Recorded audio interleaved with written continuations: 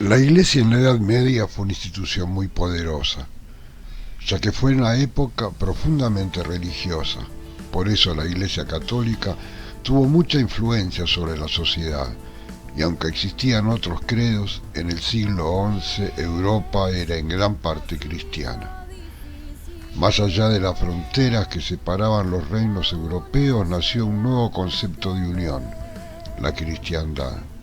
A pesar de estos logros, la cristiandad se vio profundamente afectada cuando en el año 1054 los obispos bizantinos negaron la autoridad del Papa, provocando el llamado cisma de Occidente. Desde entonces el mundo cristiano europeo se dividió en dos. Oriente optó por la Iglesia griega ortodoxa, mientras que Occidente se mantuvo fiel a la Iglesia católica romana. La palabra cisma significa separación. El cisma de Oriente y Occidente, también conocido como el Gran Cisma, es pues la separación del Papa y la cristiandad occidental de la cristiandad oriental y sus patriarcas, en especial el patriarca ecuménico de Constantinopla. El distanciamiento entre ambas iglesias comienza a gestarse desde el momento mismo en que el emperador Constantino el Grande decide trasladar en el año 313 la capital del Imperio Romano de Roma a Constantinopla. Se inicia prácticamente cuando Teodosio el Grande divide a su muerte en el 395 el imperio en dos partes entre sus hijos, Honorio, que es reconocido emperador de Occidente, y Arcadio, que es reconocido emperador de Oriente. A partir de la caída del Imperio Occidental ante los pueblos bárbaros del norte en el 476, se agudiza en el siglo IX por el patriarca de Constantinopla Focio y se consuma definitivamente en el siglo XI con Miguel I Celurario, también patriarca de Constantinopla. Las diferencias que provocaron el cisma las podemos clasificar en diferentes causas.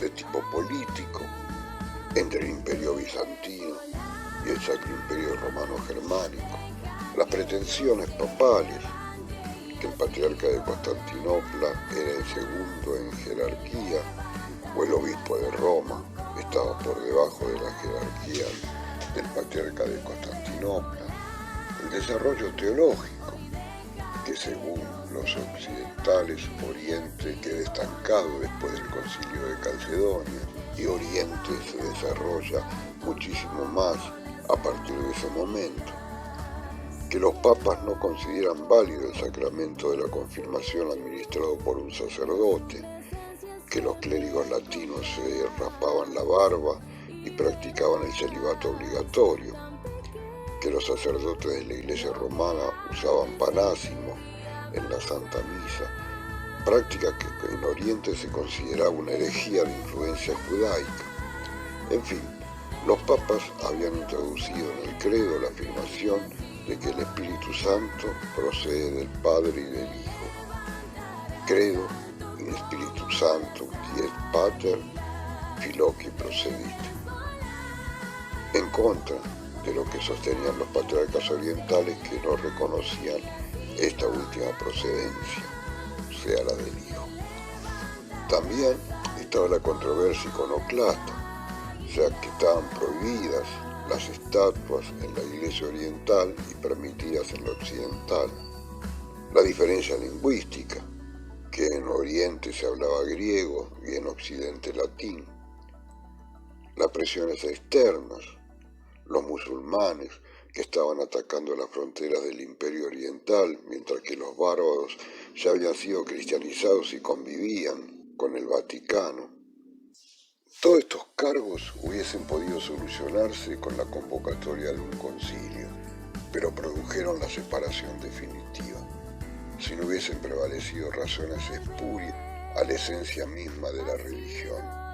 Pero fue así, y terminó en una excomunión mutua en el 1054. El patriarca oriental, Miguel Celurano de Constantinopla, excomulgó a León IX, el Papa de Roma, y y León IX, a su vez, excomulgó a Miguel Cerulano.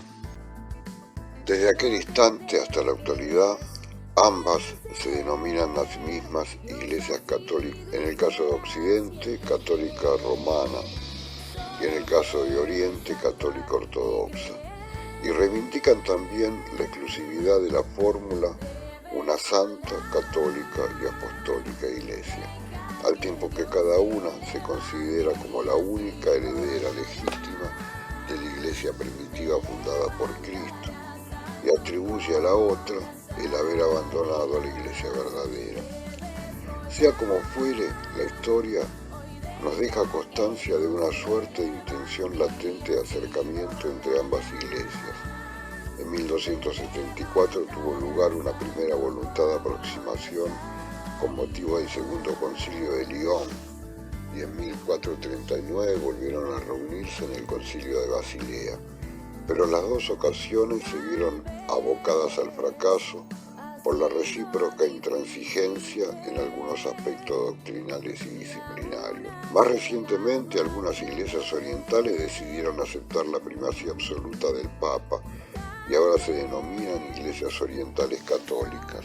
Y a raíz del Concilio Vaticano II, convocado en 1962 por el Papa Juan XXIII y clausurado en 1965 por el Papa Pablo VI, la Iglesia Católica Romana emprendió una serie de iniciativas que han contribuido al acercamiento entre ambas iglesias, entre las que puede contarse la Declaración Conjunta del 7 de diciembre de 1965, en la que el Papa Pablo VI y el Patriarca Ecuménico Antenágoras I decían cancelar de la memoria de la Iglesia la sentencia de excomunión que habían sido pronunciadas en el 1054. Para entender el devenir de la Iglesia a través del siglo VIII y posteriores, es muy importante que nos detengamos por un momento en una de las figuras que más relevancia tuvo no solo para la historia de Europa, sino también para la propia Iglesia: Carlomagno. La muerte del Papa Esteban III le sucedió Adriano I, que exigió al lombardo Desiderio la devolución de las ciudades prometidas por un acuerdo previo entre el reino franco y el lombardo. Con el fin de amedrentar al Papa y hacerle desistir de sus pretensiones, Desiderio se dispuso a marchar sobre Roma. Pero Carlomagno acudió en defensa del Papa y atacó al propio Desiderio en la ciudad de Pavía. Carlomagno fue recibido en Roma con honores propios de un emperador. Día de Navidad del 795 muere el Papa Adriano I. El biógrafo de Carlomagno cuenta que el rey lloró como si se tratase de su hermano. El nuevo Papa León III se apresuró a enviar a Carlomagno noticias de su elección acompañadas de una promesa de obediencia y fidelidad junto con las llaves de San Pedro. Era pues un reconocimiento incondicional de facto de la supremacía de Carlomagno sobre Roma y también sobre el patrimonio de San Pedro. Como prueba de esta obediencia, Carlomagno fue coronado Imperator Augustus por el Papa León III el 25 de diciembre del año 800 en Roma. Se puede afirmar que con Carlomagno finaliza el primer gran periodo de la Iglesia. Fue un tiempo en el que la Iglesia atravesó por cismas doctrinales, papados conflictivos y luchas contra los sarracenos, nombre bajo el que la cristiandad medieval denominaba genéricamente a los musulmanes. Pero también fue un periodo de un claro desarrollo de la cultura europea gracias a la religión cristiana, que empezaba a ser el referente moral y político de una Europa que se encaminaba hacia el despertar de su época más oscura, la Alta Edad Media. Fue el siglo XIII un siglo de expansión de la Iglesia, llegando incluso a llevar el cristianismo a territorios tan alejados como Mongolia, bajo el pontificado de Inocencio V, o incluso los reinos tártaros en el año 1279. Fue un periodo, asimismo, en el que la Iglesia y los papas tuvieron un papel fundamental en la expansión de la cultura. Por ejemplo, Nicolás IV, pontífice entre los años 1288 y 1292, primer papa de la orden franciscana que fundó la Universidad de Montpellier, o Bonifacio VIII, quizás el más culto de todos, que fundó la Universidad de la Sapienza en Roma en el año 1303 y que fue protector de importantes artistas como Giotto. Bonifacio fue también el primer papa en celebrar por primera vez el Año Santo en el 1300. El Papa, sobre todo, es Papa porque es el obispo titular de la ciudad de Roma, aunque en realidad no tiene por qué vivir permanentemente en esta ciudad. Sin embargo, durante el siglo XIV varios papas vivirán todo su pontificado fuera de Roma, incluso de Italia. Lo harían en Francia, nación que estaba empezando a surgir y con unas ansias desmesuradas de dominio. Esto traería consigo una desconfianza por parte de los creyentes de otras naciones que dudaban de la independencia de los papas frente al poder del rey del territorio donde residían. El primero de estos papas exiliados fue Clemente V. Clemente V fue elegido en el concilio de Perugia, donde fue llamado para su coronación, ya que al no ser cardenal no se encontraba presente en el cónclave. Pero no se desplazó a Italia, sino que eligió la ciudad de Lyon para su entronización, que tuvo lugar el 14 de noviembre del año 1305 en la iglesia de Saint-Just, contando con la asistencia del rey Felipe IV de Francia. Clemente estuvo durante todo su pontificado sujeto a los deseos del monarca francés. Nada más ser coronado, su primer acto fue el nombramiento de 9 cardenales franceses próximos al rey. Los aspectos más importantes de su pontificado fueron la eliminación de la Orden del Temple y el traslado de la sede pontificia a Aviñón.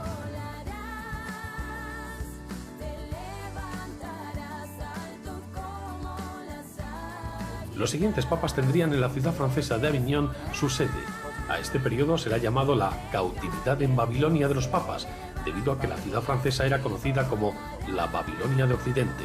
Estos papas fueron Inocencio VI, papa del año 1352 al 1362, que reorganizó el Estado pontificio y dio gran impulso a las artes y a la cultura, y Urbano V, que dirigió a la Iglesia entre los años 1362 y 1370, y que está considerado como el primer papa humanista de la historia de la Iglesia. Durante su pontificado fundó las universidades de Cracovia y Viena.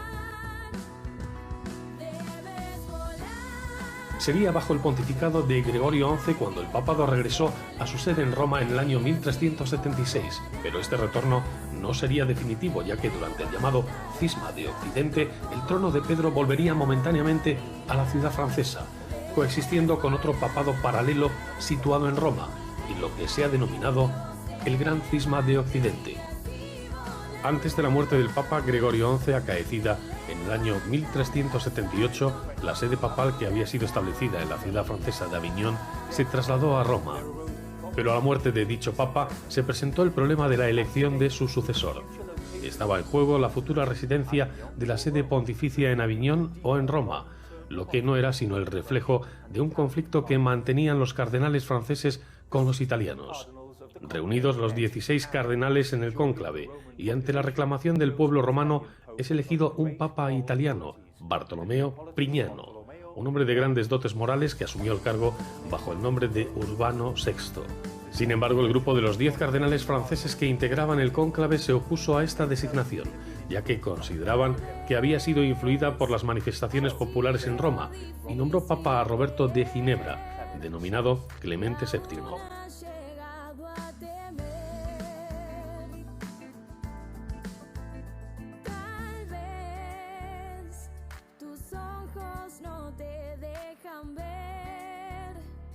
Lo que tu Dios quiere hacer. La situación era en ese punto insostenible. La autoridad de la cristiandad dividida generaba serias dudas acerca de cuál de ambas era la legítima. Para ello, la Universidad de París estableció 3 formas de poner fin a tan engorrosa situación. La primera consistía en que ambos papas abdicaran, la segunda que se reuniera un concilio y adoptara una decisión definitiva, y la tercera consistía en la designación de un árbitro aprobado por ambas partes. Para poner fin a este conflicto, se reunió el concilio de Pisa, que inició sus actividades el 25 de marzo de 1409, donde finalmente ambos papas serían acusados y finalmente depuestos el 5 de junio. Para la elección del nuevo papa hubo 24 cardenales presentes, reunidos en concilio, resultando elegido Pedro Filargués, que asumió el cargo con el nombre de Alejandro V. A partir de entonces, a los 2 papas en disputa se le sumó el papa de Pisa, con lo que ya eran 3 los que decían ostentar legítimamente el trono de Pedro.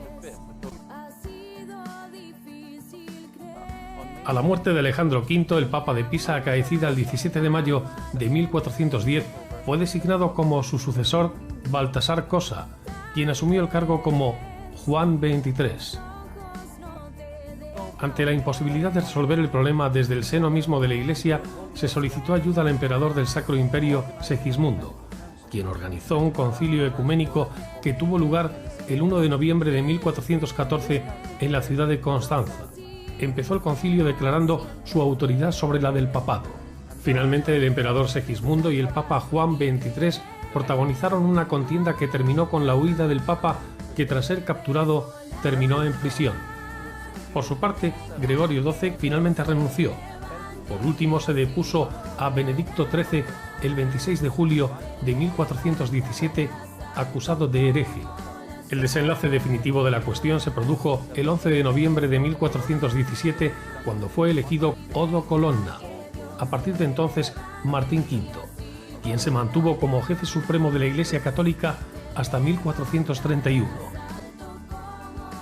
Tras su elección, Martín V no regresó, sin embargo, inmediatamente a Roma, residiendo temporalmente en Mantua y en Florencia, y hasta septiembre de 1420 no volvería a la ciudad eterna, encontrándose una ciudad arruinada y decaída por el periodo de abandono que supuso la pérdida de la sede pontificia, por lo que se empeñó en su levantamiento y restauración, tarea a la que dedicó gran parte de sus energías. En Occidente, la Iglesia se vio vinculada estrechamente a la sociedad feudal. La misma Iglesia era un gran poder feudal, pues poseía la tercera parte de la propiedad territorial del mundo católico. Además, muchos miembros de la nobleza llegaron a ser obispos. Ellos recibían su diócesis como concesiones de los reyes o de otros nobles, y al igual que cualquier otro señor feudal, disponía de feudos y de numerosos vasallos. Como consecuencia de esto, la Iglesia se secularizó y sus costumbres se relajaron.